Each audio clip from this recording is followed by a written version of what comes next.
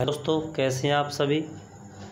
आज मैं तुम्हें बताऊंगा कि different between measurement and evolution अर्थात मापन एवं में मूल्यांकन में क्या अंतर है। सबसे पहले आता है कि मूल्यांकन और मापन होता क्या है। तो ध्यान रखना होगा आपको। एक तो होता है टेस्ट जिसको कहते हैं जांच। दूसरा होता है एग्जामिनेशन जिसको कहते हैं परीक्षा।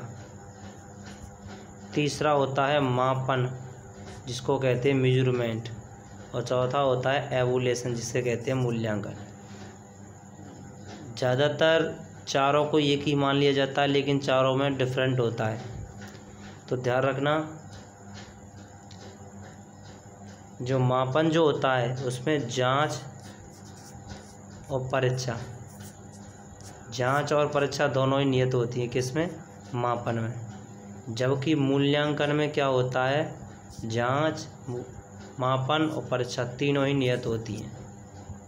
ध्यान रखना। नेक्स्ट उसके बाद जो मूल्यांकन जो होता है यह बताता है कि किस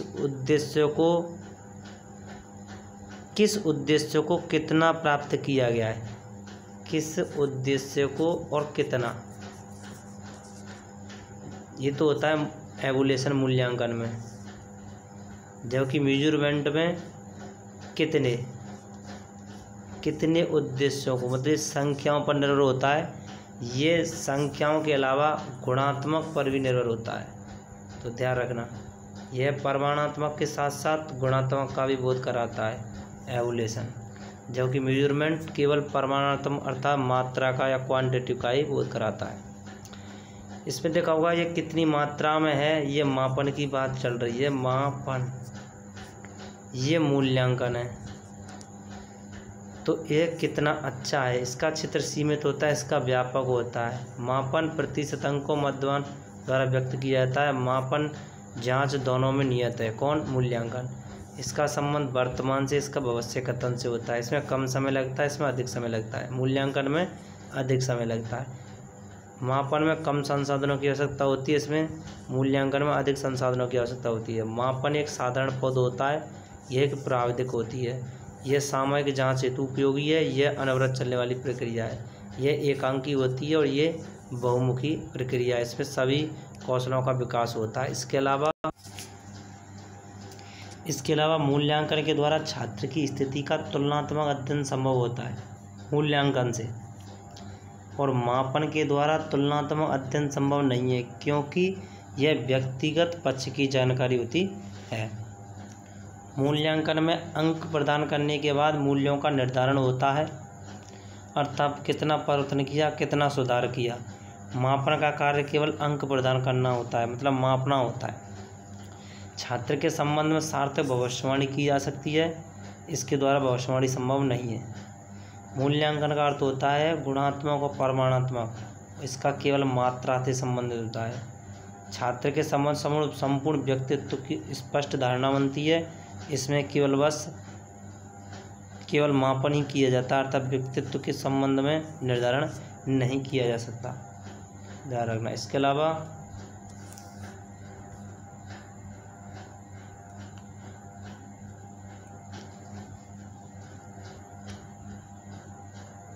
छात्र के संबंध संपूर्ण व्यक्तित्व संबंधी धारणा बनाई जाती, बता दिया। इससे संख्यात्मक तथा वर्णनात्मक व्याख्या की जा सकती है। इससे केवल संख्यात्मक ही की जा सकती है।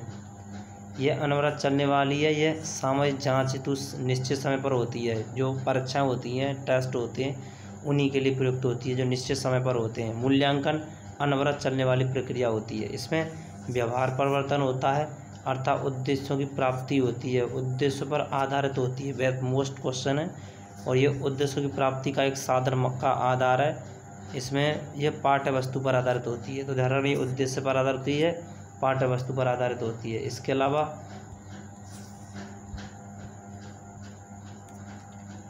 मूल्यांकन एक नवीन धारणा है, ये एक प्राचीन धारणा है। मूल्यांकन का स्वरूप प्राविधिक है, ये एक साधारण पद है, पहले बता चुका हूँ। मूल्यांकन द्वारा साक्ष्यों का निष्कर्ष पहुँचता है, साक्ष्यों को एकत्रित किया जाता है। इसमें निदानात्मक, उपचारात्मक परीक्षण संभव है, इसके द्वारा निदानात्मक और उपचारात्मक संभव नहीं है। तो ध्यान रखना इस तरह से।